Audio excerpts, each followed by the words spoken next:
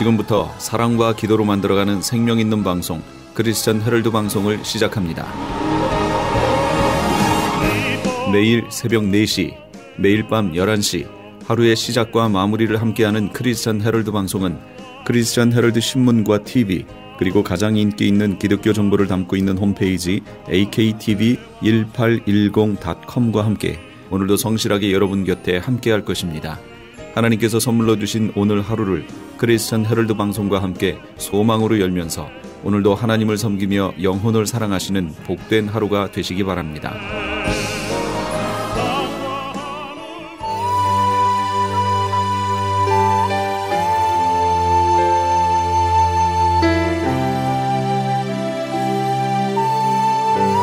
이 새벽을 주님과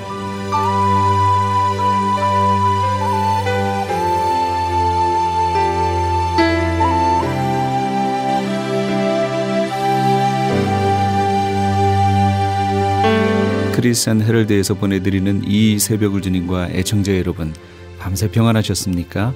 이 새벽을 주님과의 정영철 인사드립니다. 크리스천 헤럴드는 신문을 시작으로 라디오, 이제는 공중파 채널인 18.10을 통해 텔레비전으로도 함께 하실 수 있습니다.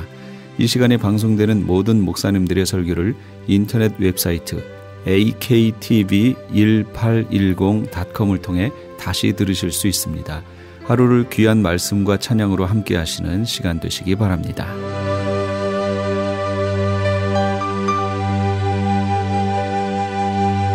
이 시간엔 방주교회 김영유 목사님께서 요한복음 1장 19절에서 28절까지의 말씀을 본문으로 너는 내게 대하여 무엇이라 하느냐란 제목의 하나님의 말씀 전해주시겠습니다. 많은 은혜 받으시기 바랍니다. 오늘 같이 은혜 받고 저는 말씀의 본문은 요한복음 1장 19절에서 29절까지 말씀입니다. 너는 내게 대하여 무엇이라 하느냐는 제목으로 같이 은혜를 나누려고 합니다. 오늘은 대강절 네 번째 주일입니다. 이제 네 번째 주일 촛불을 다 켰습니다. 대강절 촛불은 기다림을 뜻하는 것입니다. 우리가 첫 번째 주일을 맞이할 때 첫 번째 초를 켜고 두 번째 초를 켜고 세 번째, 네 번째 우리가 매 주일마다 한 개의 촛불을 켜면서 우리는 성탄 아기 예수님을 우리가 기다리며 한 주를 보내고 있습니다. 네 번째 촛불을 붙이면서 예수님의 오심을 기다리는 주일입니다. 오늘 우리는 본문 말씀을 통해서 유대인과 레위 사람들이 세례 요한에게 사람을 보내서 세례 요한에 대해서 질문한 것입니다. 너는 내게 대하여 무엇이라 하느냐? 정말 성탄절을 앞두고 정말 사람들이 우리를 향해서 너는 내게 대하여 무엇이라 하느냐고 물었을 때 대답할 준비를 할 수 있는 저와 우리 모든 성도님들이 다 되시길 바랍니다. 세상 사람들이 우리에게 자신의 정체성을 물었을 때 분명하게 예수 믿는 자의 고백이 있어야 된다는 것입니다. 정말 이 시대에 세상 사람들이 우리를 향하여서 너는 내게 대하여 무엇이라고 하느냐고 물었을 때 정말 나는 예수 믿는 사람이고 정말 예수님을 따라가는 예수님의 제자라는 고백이 있어야 된다는 것입니다. 자신 있게 예수님을 이야기할 수 있는 오늘 우리 모든 성도님들이 다 되시길 바랍니다. 첫 번째로 예루살렘 제사장들과 레위인들이 왜 세례 요한에게 관심을 가졌는가 하는 것입니다. 19절 말씀입니다. 유대인들이 예루살렘에서 제사장들과 레위인들을 요한에게 보내어 내가 누구냐고 물었을 때 요한의 증거가 이러하니라.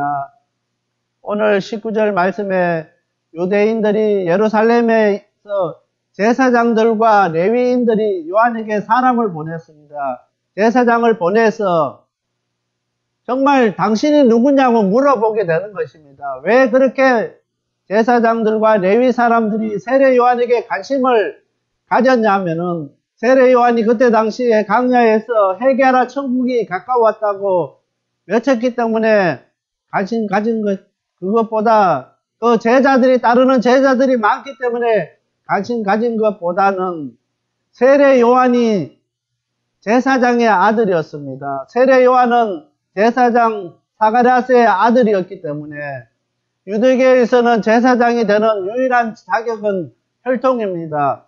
누구든지 아론의 자손이 되어야만의 제사장이가 될 수 있습니다. 그렇기 때문에 세례 요한은 제사장의 아들이기 때문에 실제로 제사장은 되지 않았지만은 언제든지 제사장이 될 수 있는 사람입니다. 실질적으로 이 세례 요한은 제사장이라고 해도 누구 한 사람 반박할 사람이 없는 사람인 것입니다. 언제든지 자기가 원하면은 제사장이 될 수 있고 그 제사장의 직무를 감당할 수 있는 그 제사장의 혈통의 사람이었습니다. 그런데 오늘 레위 사람들과 제사장들이 볼 때는 세례 요한이 이해가 가지 않았습니다. 제사장으로서 종교적인 그 역할과 그 모든 위치를 감당할 수 있는 그 자리에 있는 사람이 왜 저렇게 비정상적인 처신을 하는가 이해가 되지 않았습니다. 제사장이 되면은 모든 권력과 모든 것을 누릴 수 있는데 왜 광야에서 약대 옷을 입고 그렇게 회개를 외치고 그렇게 하는가 하는 것입니다. 그때 당시에 제사장들이나 레위 사람들은 이 세례 요한이 도대체 이해가 가지 않는 사람이었습니다. 그래서 그 레위 사람들과 제사장이 이제 사람을 보내서 세례 요한에게 물어봤습니다. 정말 왜 당신이 그렇게 하는지 그 이유를 설명하라고 이야기하는 것입니다. 그렇게 해서 이제 제사장들이 찾아와서 이렇게 묻게 되는 것입니다. 오늘 세상 사람들은 오늘 우리를 향해서 물어봅니다. 왜 이렇게 예수 믿는데 그냥 적당하게 신앙생활하고 우리가 그냥 적당하게 예수 믿으면 되지 왜 그렇게 걱정스럽게 예수 믿고 그렇게 힘들고 어려운 그 길을 가느냐는 것입니다. 오늘 이 땅에 많은 교회가 있지만은 성탄절을 앞두고 성가대가 십자가에 대한 찬양을 드리는 교회는 우리 방주교회밖에 없을 것입니다. 왜냐하면은 이때 되면은 다 캐롤송을 하고 그 다음에 성탄 찬송을 하지만은 오늘 우리 성가대는 십자가를 찬송했습니다. 왜냐하면은 오늘 예수님께서 이 땅에 오신 것은 십자가를 지시기 위해서 이 땅에 오신 것입니다. 예수님께서 영광 받으시는 길은 십자가를 지시는 것이 영광 받는 길인 것입니다. 오늘 우리 그리스도인들이 영광 받는 길은 세상 사람들이 알아주지 아니하고 정말 우리 하나님께서 원하시는 그 길을 갈 때 오늘 우리가 영광 받는 길에 가는 길입니다. 세상 사람들이 그냥 생각할 때 그냥 적당하게 우리가 예수 믿고 적당하게 신앙생활하고 그렇게 가는 것이 오늘 우리가 영광 받는 길이 아니라 십자가의 그 길을 가는 것이 오늘 그 길이 오늘 우리에게는 영광 받는 길인 것입니다. 오늘 세례 요한이 그랬습니다. 자기에게 주어졌던 그 모든 특권들을 다 내려놨습니다. 제사장이 얼마든지 자기가 원하면은 제사장의 혈통의 사람이고 제사장의 아들이기 때문에 언제든지 제사장이 될 수 있는 것이었는데 그것을 다 던져버렸습니다. 그리고 그 사람들이 볼 때는 비정상적이고 이해가 가지 않는 그 길을 가고 있는 세례 요한에게 질문하는 것입니다. 오늘 세상 사람들이 오늘 우리를 향해서 왜 그렇게 힘들고 어렵게 그 길을 가느냐고 물었을 때 예수님께서 원하시고 예수님께서 기뻐하시는 길이기 때문에 우리가 그 길을 간다고 자신 있게 이야기할 수 있는 저와 우리 모든 성도님들이 다 되시길 바랍니다. 두 번째로 제사장들이 너는 내게 대하여 무엇이라 하느냐 질문합니다. 22절 말씀입니다. 또 말하되 누구냐 우리를 보낸 이들에게 대답하게 하라. 너는 내게 대하여 무엇이라 하느냐. 제사장들이 와서 질문하기를 그 질문에 세례 요한은 그랬습니다. 나는 그리스도도 아니고 엘리야도 아니고 선지자도 아니라는 것입니다. 그렇게 대답할 때 이 제사장들이 와서 너무나 답답하니까 그리스도도 아니고 엘리야도 아니고 선지자도 아닌데 그렇게 하니까 너무 답답하니까 안타까워서 오늘 22절에 질문합니다. 너는 내게 대하여 무엇이라 하느냐고 물어봅니다. 도대체 그러면은 너는 너 자신에 대해서 무엇이라고 생각하느냐고 질문하게 되는 것입니다. 질문하는 사람들이 얼마나 답답하고 얼마나 안타까우면은 그렇게 질문하겠습니까? 오늘 23절 말씀에 세례 요한이 가로되 나는 선지자 이사야의 말과 같이 주의 길을 곱게 하라고 강야에서 외치는 자의 소리로다 하니라. 그 모든 거 다 던져버리고 예수님을 위해서 강야에서 외치는 자의 그 소리로 그냥 만족했던 세례 요한입니다. 오늘 우리가 이 성탄절을 앞두고 대강절 네 번째 주일에 정말 우리 자신들을 바라보면서 오늘 우리 자신들이 나에게 정말 대해서 내가 무엇이라고 생각하는가 우리 자신들에게 한번 질문해 볼 수 있게 되길 바랍니다. 내가 신앙생활하고 예수 믿기는 믿는데 다른 사람이 볼 때는 내가 신앙생활 잘하는 것 같고 예수 잘 믿는 것 같고 교회에서 헌신되는 것 같지만은 내 자신이 나를 바라볼 때 나는 어떠한 사람인가 한번 자신에게 질문할 수 있게 되길 바랍니다.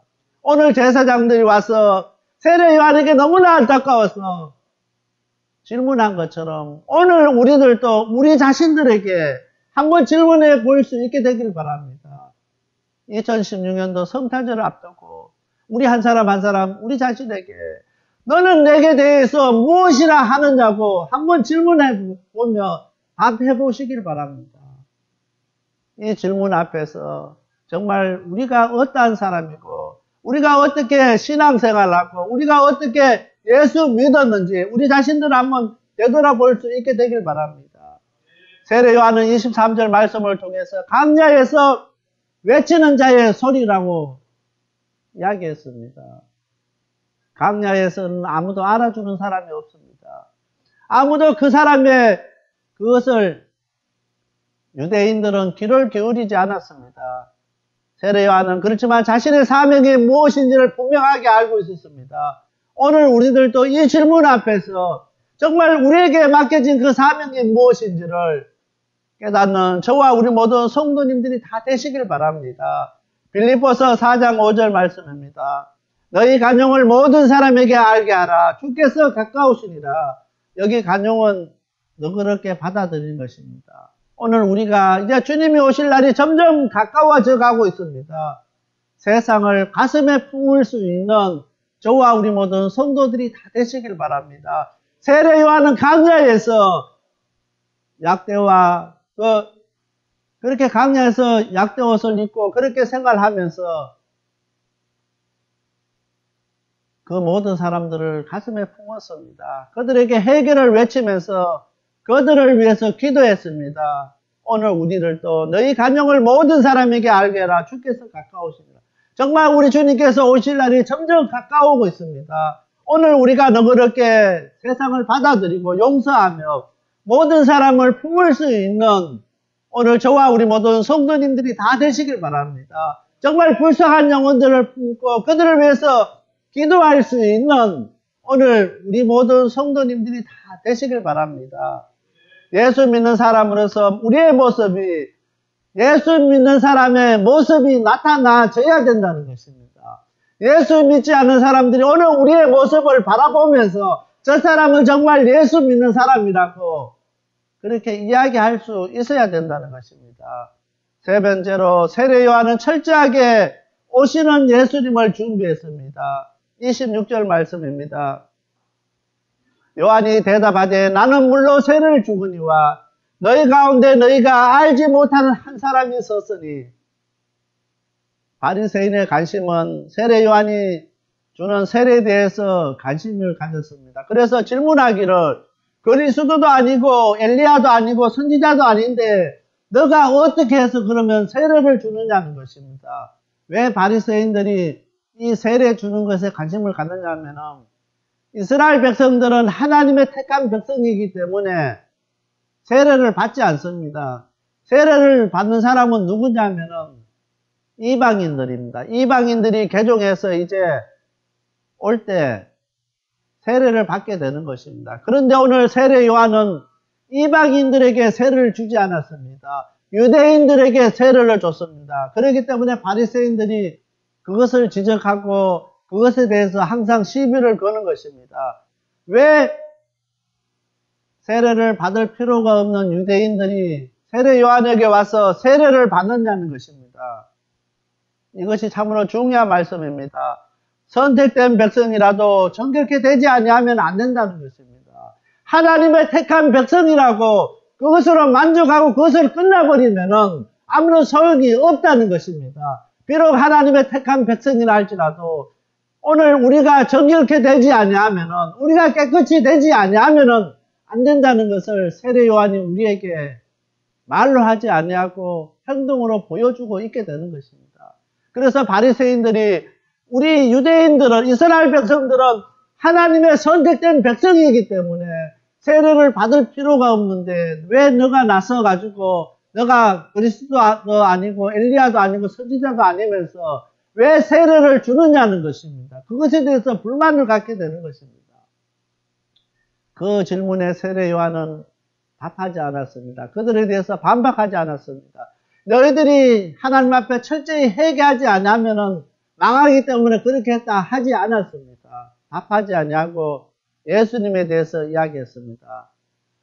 선택된 백성이라도 정결케 되지 않으면, 깨끗하게 되지 않으면 안 된다는 것을 세례 요한이 보여주기 위해서 이스라엘 백성들에게 세례를 베풀었습니다. 오늘 우리가 대강절 네 번째 주일을 맞이하면서 우리 자신들을 되돌아보면서 정말 예수 그리스도의 십자가의 보혈로 깨끗해질 수 있는 저와 우리 모든 성도님들이 다 되시길 바랍니다. 세상 사람들처럼 성탄절이라고 연말이라고 들뜨고 그렇게 아무렇게 이 시간들을 보내는 것이 아니라 우리 자신들을 되돌아보면서 우리 자신을 정결케 하는 그런 시간들이 다 되시길 바랍니다. 세상에 휩쓸리지 마시길 바랍니다.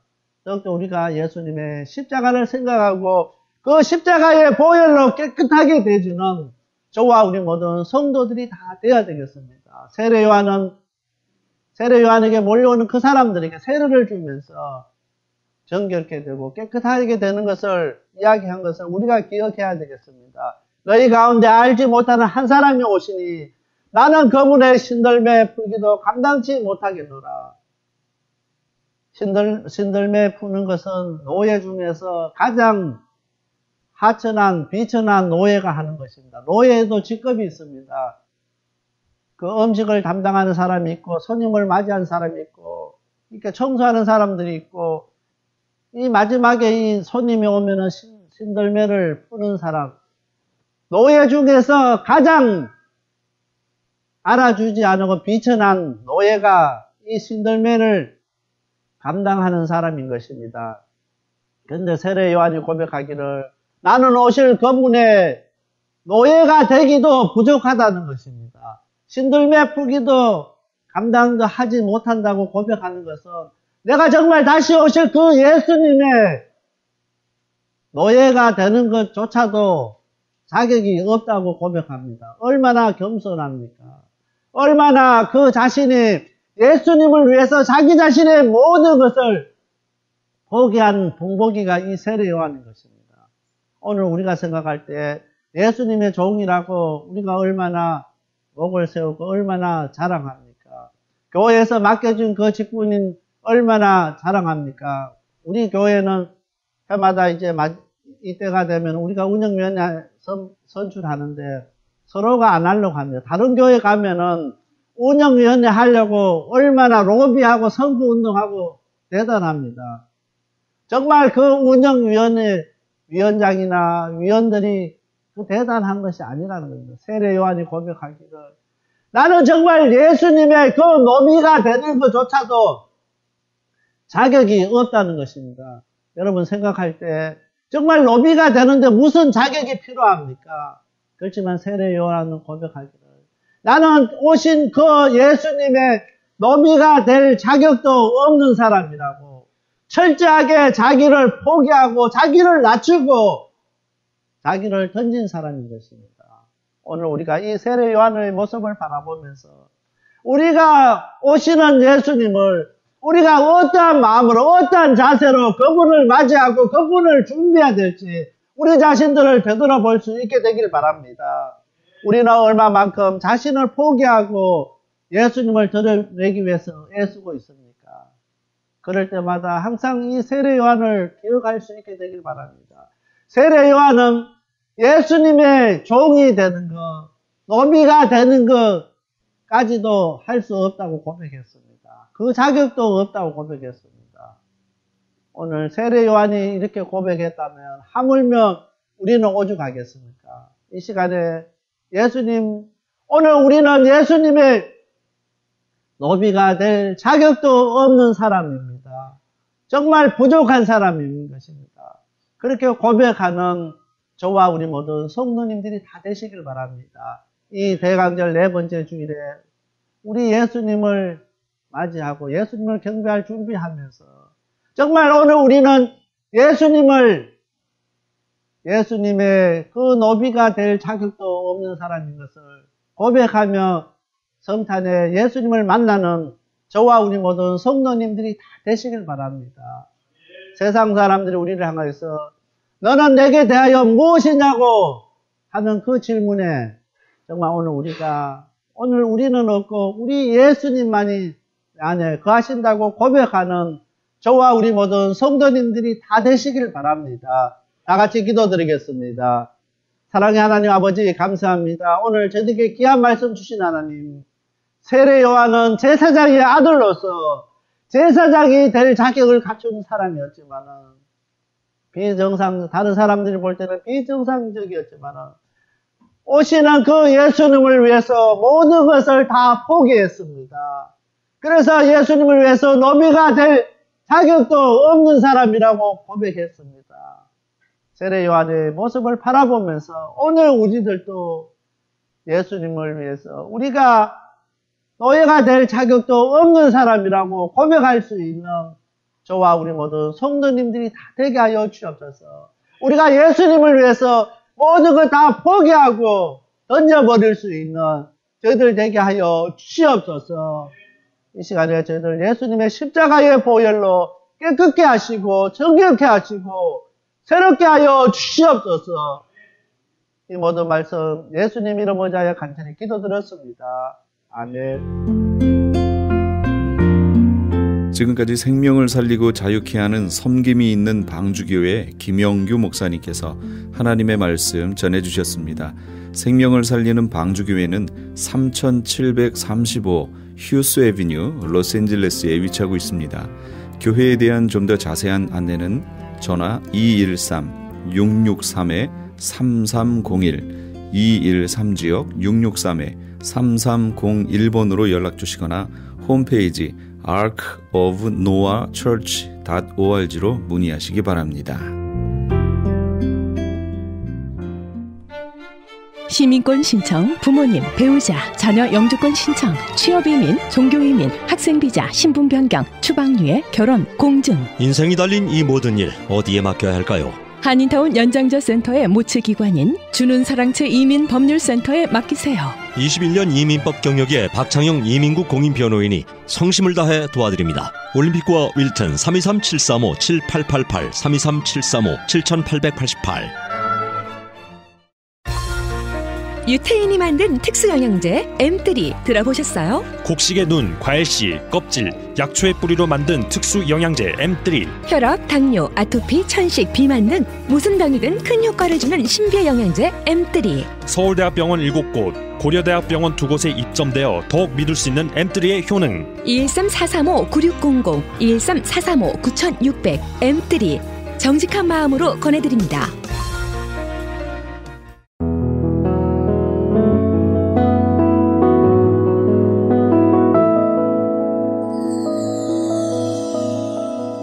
지금 여러분께서는 AM 1650과 인터넷을 통해 미 전역과 전 세계로 방송되는 크리스천 헤럴드의 이 새벽을 주님과 일부 함께하고 계십니다. 계속해서 은혜 한인교회의 한기홍 목사님께서 마태복음 2장 1절에서 11절까지의 말씀을 본문으로 왕께 경배하라 란 제목의 하나님의 말씀 전해주시겠습니다. 많은 은혜 받으시기 바랍니다. 오늘 이 본문 말씀을 보면 성탄절에 놀라운 이 사건을 기록하고 있습니다. 도무지 예수님 이 땅에 태어나던 그 당시에 유대인들조차도 그 예수님을 만나서 경배하지 못했는데 이 이방인인 동방박사들이 그 예수님을 만나서 경배하는 내용입니다. 도대체 이 동방박사들이 어떻게 그 예수님을 찾아와서 정확하게 그분이 바로 이 땅에 오신 메시아요 그리스도시요 바로 하나님의 아들로 이 땅에 오셨다는 이 사실을 너무나 이 믿기 어려운 이 별을 보고서 찾아와 가지고 그 예수님을 경배하는 그 모습을 볼 수가 있습니다. 아마 여러 성경학자들은 이 동방박사들이 당시에 성경을 좀 알고 이 메시아가 오실 것에 대해서 기대하면서 기다리다가 바로 별을 연구하던 사람들이었는데 그 별을 보면서 정말 놀라운 계시를 받고 예수님에게 찾아왔다. 여러 가지 해석이 있어요. 물론 민수기 24장 17절에 보면은 저가 지금 없으나 내가 보고 저가 가깝지 아니하나 내가 바라는도다 한 별이 장차 야곱의 집에서 나와서 나오며 한 홀이 장차 이스라엘에서 일어나리로다. 또 다니엘은 그 예언을 통해서 페르시아 왕이 유대인들을 이제 그 해방시켜서 예루살렘을 재건하게 할 때 바로 그때부터 483년 후에 메시아가 올 것을 예언하고 있습니다. 그래서 다니엘서 9장 24절 25절 보면 내 백성과 내 거룩한 성을 위하여 70일에로 기한을 정하였나니 허물이 마치며 죄가 끝나며 죄악이 영속되며 영원한 의가 드러나며 이상과 예언이 응하며 또 지극히 거룩한 자가 기름 부음을 받으리라. 그러므로 너는 깨달아 할지니라 예루살렘을 중건하라는 영이 날 때부터 기름 부음을 받은 자 곧 왕이 일어나기까지 7일에와 62일에가 지날 것이요 그때 곤란한 동에 성이 중건되어 거리와 해자가 이를 것이며 하는 이 예언의 말씀을 정확하게 알았는지는 모르지만은 어쨌든 정말 이 동방박사들은 그 별을 바라보고 그 별의 지시를 받으면서 따라와서 결국 예수님 태어나신 곳에 와서 그 예수님을 만나서 가장 당시에 귀중하게 여겼던 황금 유황 모략을 예물로 준비해서 드리고 경배하고 돌아가는 그런 모습을 보게 됩니다. 여러분, 그 주님을 정확하게 만나게 되어지면 그분을 경배하지 않을 수 없는 것입니다. 바로 우리 주님 앞에 최고로 경배할 수 있는 성탄절이 될 수 있기를 예수 이름으로 축원합니다. 여러분, 이 동방박사들 한번 생각해 보세요. 아무리 귀족의 자식이라 하더라도 왕족의 자식이라 하더라도 사람인 아기에게 경배하는 법은 없습니다. 그런데 마구간에서 태어난 그리고 이 초라한 집에 있는 그 아기 예수님한테 와서 이들이 경배를 하는 거예요. 이 경배를 했다라고 하는 것은 바로 이 아기가 메시아 그리스도로 이 땅에 오셨다, 유대인의 왕으로 이 땅에 오셨다 하는 것을 확실히 인정하는 것입니다. 이것은 참으로 놀라운 것이에요. 바로 우리 주님을 확실히 만난 사람은 어떤 환경 조건과 상관없이 바로 그분을 온전히 경배하는 줄로 믿습니다. 그래서 주님을 온전히 경배하는 그 사람을 우리 주님께서 기뻐하셔서 바로 놀라운 은혜를 주시는 것입니다. 성탄절에 그 주님을 확실히 깨닫고 그 주님을 만날 수 있기를 예수 이름으로 축원합니다. 저는 오늘 이 말씀을 통해서 예수님이 왕으로 태어났다는 의미가 도대체 뭘까? 왕으로 예수님이 이 땅에 오셨다면 우리가 그 예수님을 어떻게 맞이해야 할까 하는 것입니다. 우리는 하나님의 나라에 대해서 계속해서 말씀을 듣고 있습니다. 바로 그 하나님의 나라의 왕이신 우리 주님을 아주 확실하게 이해할 수 있다면 우리는 그분의 통치를 받으며 은혜 가운데 살 수가 있는 것입니다. 그러면 이 동방 박사들이 유대인의 왕으로 나신 이가 어디 계시뇨? 우리가 동방에서 그의 별을 보고 그에게 경배하러 왔노라, 이렇게 외치는 것입니다. 바로 유대인의 왕으로 이 땅에 오셨다. 그럼 그 예수님이 이 땅에 왕으로 오셨다는 그 의미는 무엇인가?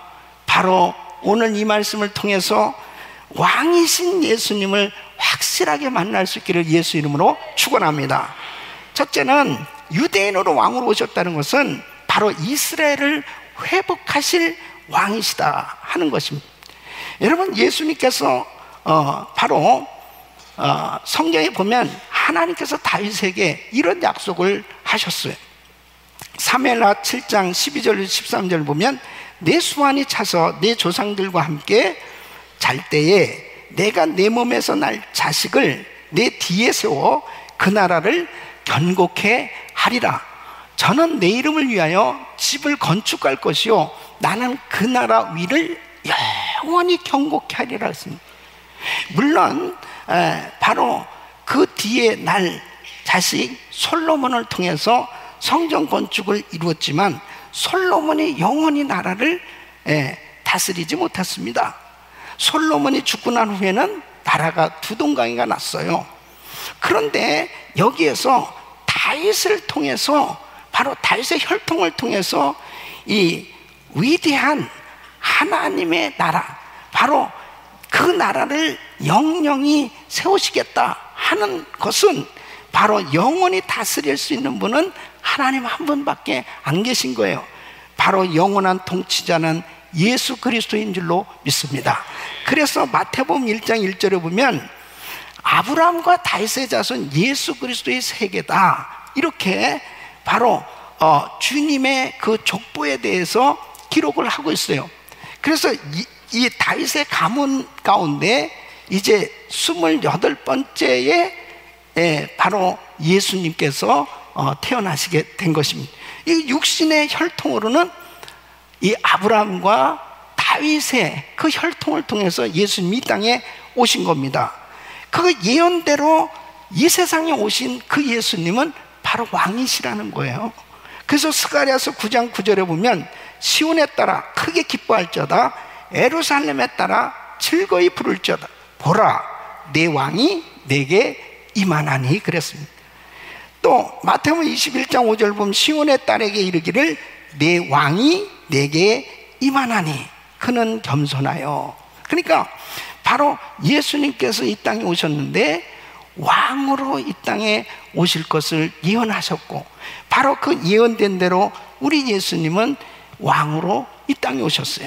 그러면 왕으로 이 땅에 오신 그 이유가 뭐냐? 바로 나라를 회복시키시기 위해서, 이스라엘을 회복시키기 위해서 이 땅에 오셨다는 것입니다. 사도행전 1장 6절에 보면은 제자들이 예수님에게 이렇게 물어봅니다. 저희가 모였을 때 예수께 묻자 가로되 주께서 이스라엘 나라를 회복하심이 이때이니까. 이 유대인들의 관심은 주님의 나라를 기다리고 있었습니다. 메시아를 기다렸는데 성경에는 메시아가 오면은 바로 유대인의 왕으로 이스라엘을 회복시켜 줄 것에 대해서 예언하고 있단 말이에요. 다시 말하면 이스라엘의 단지 영토만 회복될 것이 아니고 평화롭고 엄청난 풍요를 누리는 나라로 만들어 줄 것이다. 그러니까 누구나 할 것 없이 유대인들은 메시아 그리스도를 기다리고 있는 것입니다. 근데 왜 예수님이 이 땅에 오셨는데 예수님을 받아들이지 않냐? 예수님이 메시아 그리스도임에도 불구하고 왜 받아들이지 않느냐? 예수님이 이 땅에 오셔가지고 너무나 처참하게 십자가에 못 박혀 죽으시는 거예요. 그러니까 그분이 진짜 메시아라면 아니 나라를 왕권을 잡아가지고 나라를 회복시킬 텐데 아니 어떻게 저렇게 처참하게 죽어야만 되느냐? 바로 예수가 아니다, 그렇게 생각하는 거예요. 그런데 여러분 보세요. 이사야서 60장 1절 3절에 보면 이사야 선지자를 통해서도 바로 이러한 예언이 기록되어 있는 거죠. 일어나라, 빛을 발하라. 이는 내 빛이 이르렀고 여호와의 영광이 내 위에 이르렀고 여호와의 영광이 내 위에 임하였음이라. 보라, 어두움이 땅을 덮을 것이며 캄캄함이 만민을 가리우려니와 오직 여호와께서 내 위에 임하실 것이며 그 영광이 내 위에 나타나리니 열방은 내 빛으로 열왕은 비치는 내 광명으로 나오리라. 그러니까 하나님의 영광이 이스라엘 위에 임하니 열방이 그 하나님의 영광을 보려고 온다는 거예요. 그날이 오면 흩어졌던 이 온 이스라엘이 본토로 다 돌아오게 될 것이다. 다 모든 것이 회복되게 될 것이다.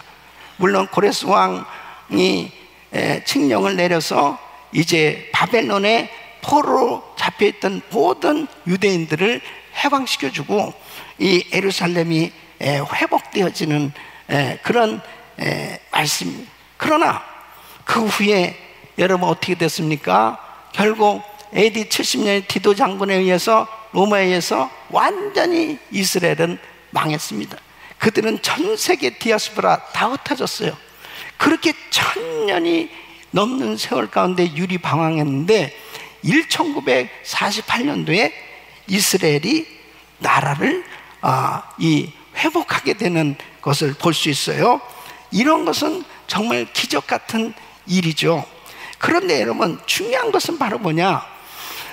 그들은 자꾸 생각할 때 메시아 그리스도가 오면은 자꾸 이스라엘을, 나라를, 영토 자체를 회복할 거라고 하는 그 상황을 가지고 있으니까 지금도 메시아를 기다리고 있는데, 예수님이 오셨단 말이에요. 바로 여기서 의미하는 건 뭐냐면, 예수님이 왕으로, 유대인의 왕으로 오셨다는 것은 예수님이 이 땅에 오셔서 십자가를 지시고 죽으셨어요. 그 예수님께서 십자가에서 인간의 모든 죄를 다 담당하시고 죽으셨어요. 그리고 3일 만에 부활하셔서 승천하셨습니다. 그 예수님은 다시 오시겠다고 말씀하셨어요. 예수님께서 재림하실 때 바로 이 땅은 새하늘과 새 땅, 새 예루살렘, 천년 왕국이 이루어질 줄로 믿습니다. 그게 진정한 회복이에요. 그때 바로 우리는 왕노릇하면서 예수님 만왕의 왕이 되시는 우리 주님과 함께 영원토록 살게 되어지는 것입니다. 바로 그 놀라운 회복을 주실 분은 예수 그리스도 왕으로 이 땅에 오신 주님이신 줄로 믿습니다. 여러분, 우리 예수님은 반드시 다시 오시겠다고 약속하신 대로 다시 오실 것이며 우리에게 그 놀라운 천년왕국을 허락하실 줄로 믿습니다. 두 번째는 유대인의 왕으로 오셨다는 것은 그가 영원 구원의 진리를 전하시는 왕이시다는 것입니다. 예수님이 빌라도 앞에서 신문을 받으셨어요. 이렇게 신문하면, 내가 유대인의 왕이냐? 이렇게 물어볼 때에 그들은 예수님에 대해서 고소할 것을 찾아가지고 계속해서 예수님을 공격해요. 누가복음 23장 2절에 보면 고소하여 가로되 우리가 이 사람을 보매 우리 백성을 미혹하고 가이사에게 세 바치는 것을 금하며 자칭 왕 그리스도라 하더이다. 그러면서 지금 로마 왕 가이사에게 반역하려는 이 밀란을 음모하는 이 주동자가 바로 예수다, 이런 식으로 지금 몰아가고 있는 거예요. 그러니까 지금 빌라도도 네가 진짜 유대인의 왕이야? 이러면서 물어보는 거예요. 근데 우리 주님께서 이런 말씀을 하세요. 이렇게 답변하세요. 요한복음 18장 36절 보면 예수께서 대답하실 때 내 나라는 이 세상에 속한 것이 아니라 만일 내 나라가 이 세상에 속한 것이었다면 내 종들이 싸워 나로 유대인들에게 넘기지 않게 하였으리라. 이제 내 나라는 여기에 속한 것이 아니니라. 그들이 지금 생각할 때는요, 도무지 이 말씀이 무슨 말씀이 이제 이해가 안 될 거예요. 그러니까 예수님이 아주 중요한 말씀을 하시는 거예요. 그러면서 요한복음 18장 37절에 보면 빌라도가 가로되 그러면 내가 왕이 아니냐? 예수께서 대답하실 때 내 말과 같이 내가 왕이니라. 내가 이를 위하여 났으며 이를 위하여 세상에 왔나니 곧 진리에 대하여 증거하러 함이로라. 무릇 진리에 속한 자는 내 소리를 듣느니라 하시네. 그러니까 바로 예수님께서 유대 왕으로 오셔서 진리에 대해서 증언하러 예수님이 오셨다는 것입니다. 지금 내 나라는 여기에 속한 것이 아니다. 바로 하나님의 나라를 지금 말씀하고 계신 거예요. 그러면서 그 예수님이 자신의 생명을, 목숨을 버리시면서까지 바로 증거하신 그 증거가 뭐냐? 예수가 그리스도시요, 예수가 메시아시요, 예수가 구원자시라는 사실을 알려주신 겁니다. 예. 그러니까 눈이 가려져 있는 사람은 도무지 앞에 구원자 되신 예수님이 있는데도 모르는 거예요. 지금 예수님께서 이렇게 말씀하시는 것에 대해서 전혀 이해를 하지 못하죠. 여러분 보세요. 여러분들이 예수님을 믿기 전에는 교회에 대해서 어떻게 생각하셨습니까? 교회 다니는 사람들에 대해서 어떻게 생각하셨어요? 전혀 이해가 안 됐을 거예요. 아, 저 사람들이 왜 저렇게 교회를 다닐까? 저 사람들이 저렇게 하나님을 믿는다고 저렇게 열심히 할까? 이해가 안 되죠. 그런데 예수님을 만나고 난 다음에 어떻습니까? 예수님을 만나고 나니까 하나님의 말씀이 들려오는 거예요. 예? 그러니까 주님이 말씀한 진리에 속한 자는 내 소리를 듣느니라.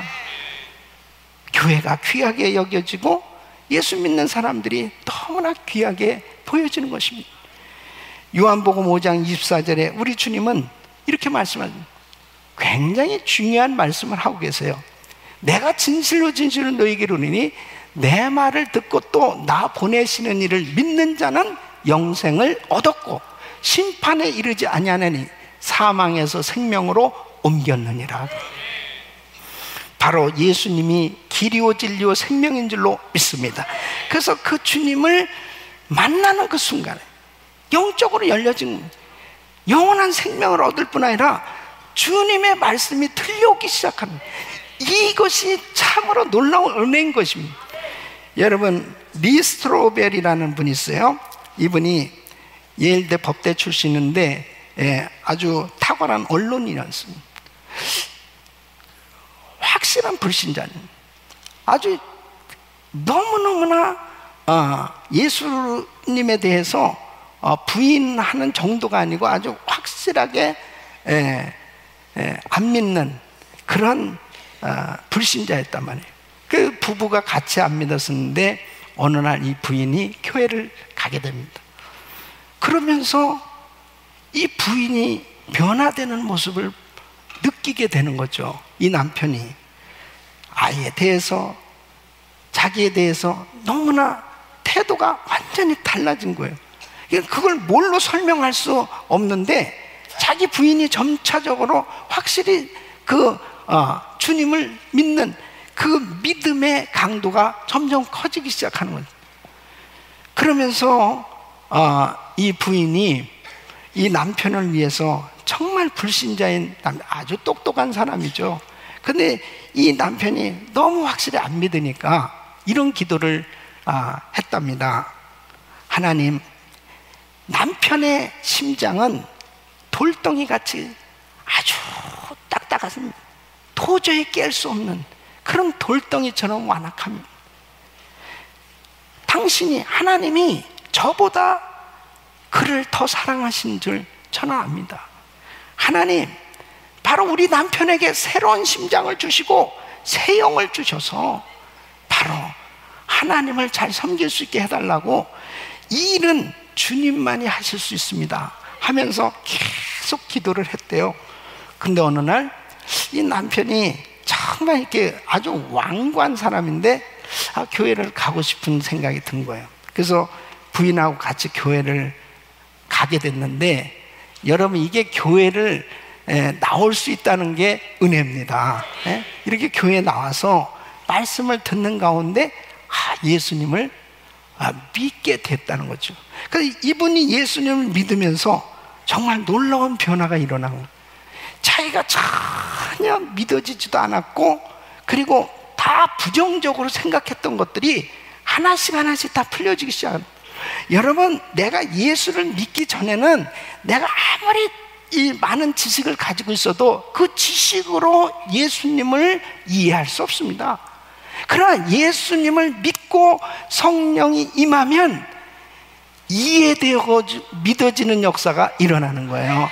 이 은혜가 이번 성탄절에 우리 모두에게 임하기를 예수 이름으로 축원합니다.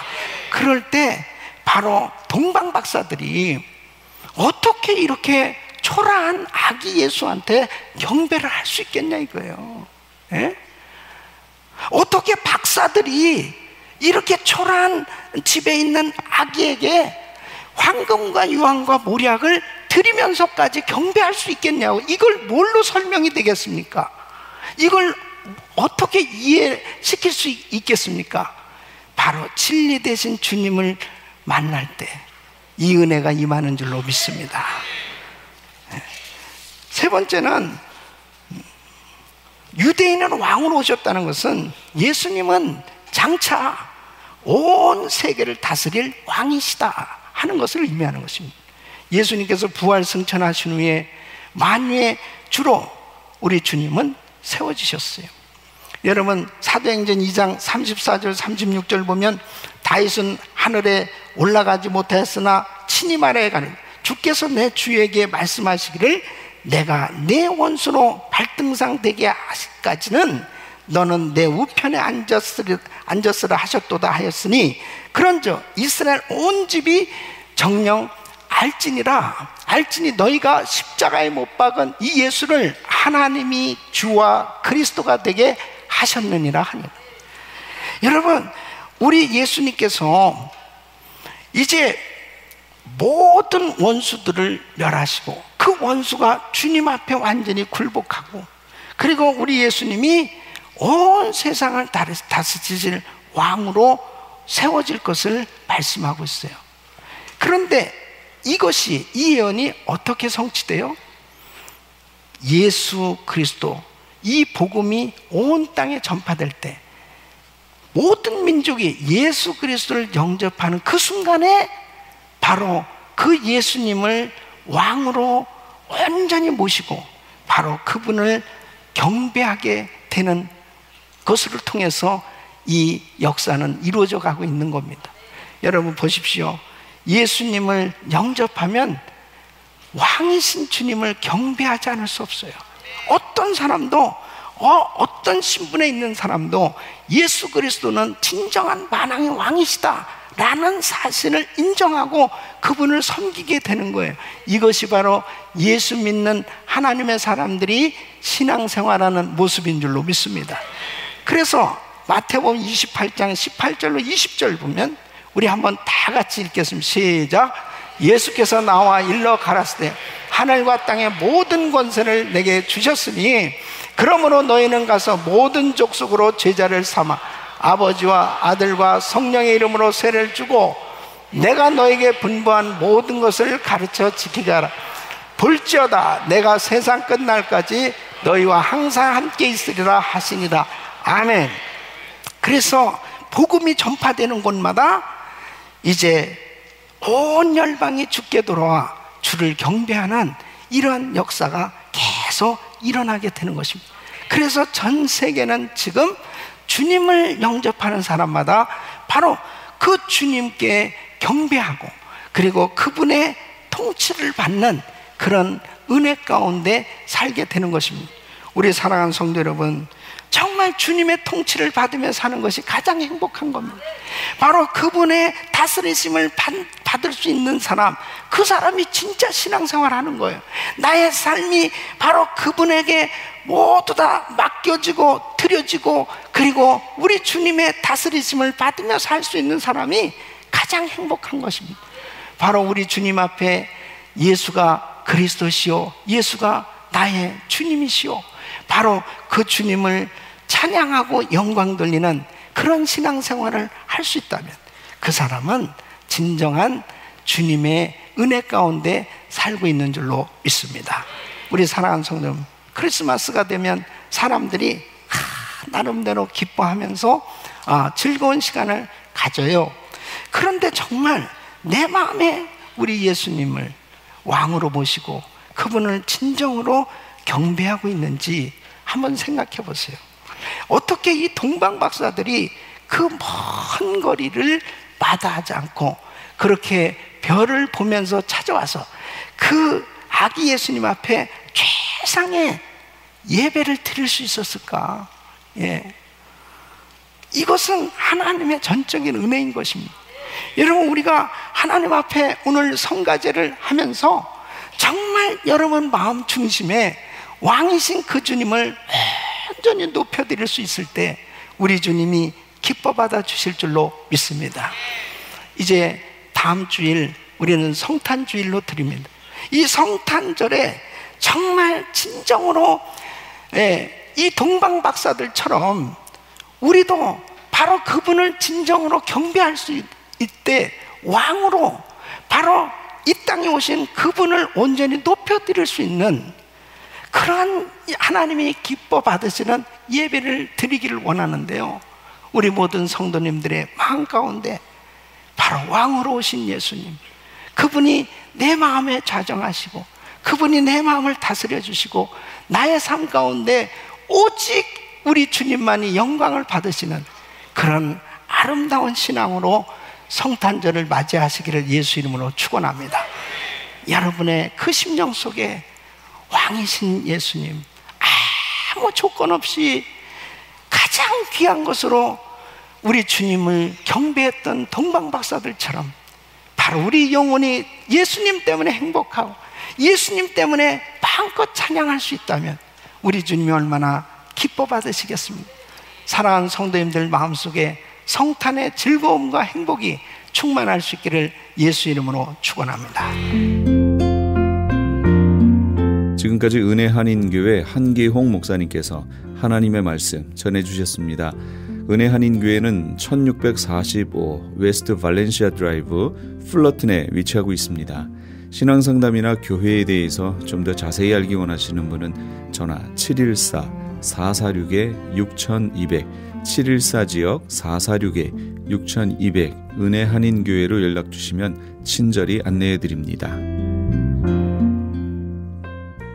안녕하세요. 폴선입니다. 건강보험회사들의 플랜이 해마다 바뀌는 것 아시죠? 10월 15일부터 12월 7일까지 새로운 보험에 가입하거나 변경하여 본인에게 적합한 플랜을 찾아야 합니다. 메디케어만 갖고 계신 분, 어드밴티지 플랜을 갖고 계신 분은 무료 상담 받으세요. 수호천사보험 시니어 전문 보험 라이센스 에이전트 폴선 213-503-6897 213-503-6897 상담은 주 7일 오전 8시부터 오후 8시까지 TTY 1800-735-2929.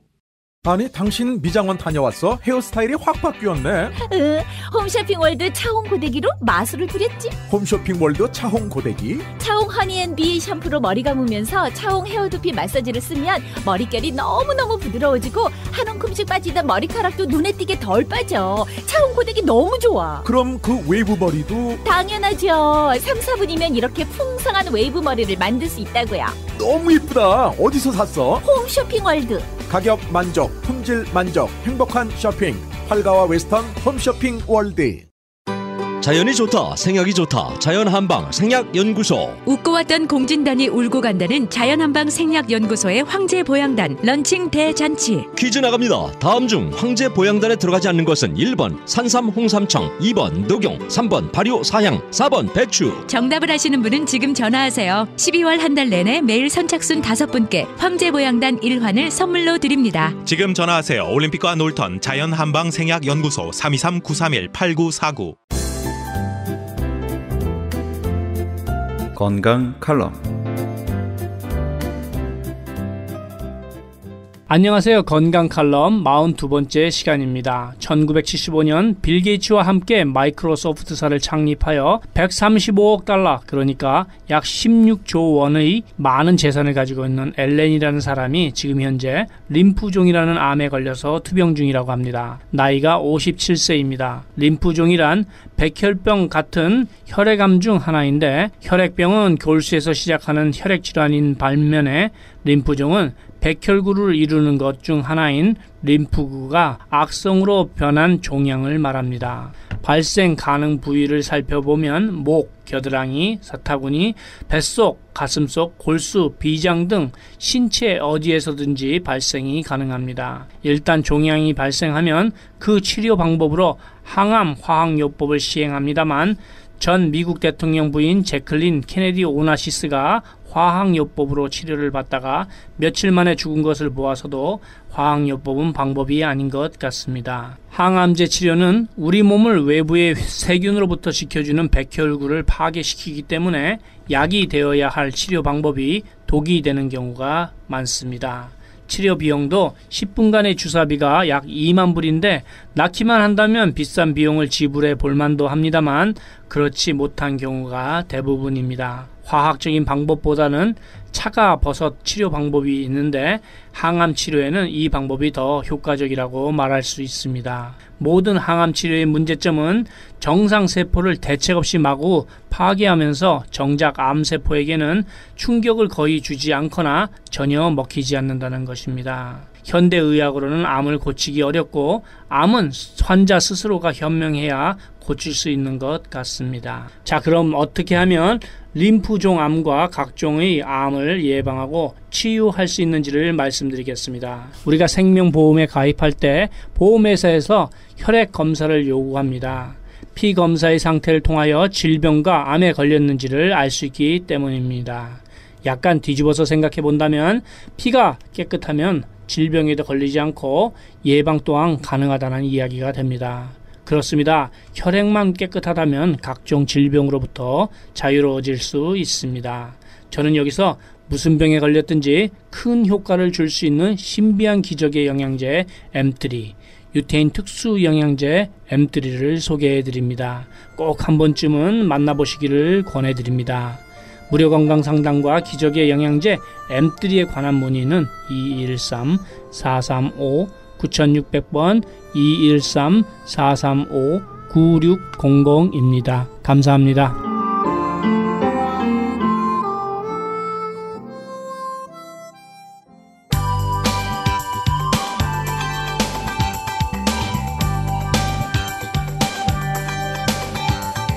기뻐하며 경배하세 함께 하시면서 이 새벽을 주님과 1부 여기서 마칩니다. 잠시 15 후에 2부에서 돌아오겠습니다.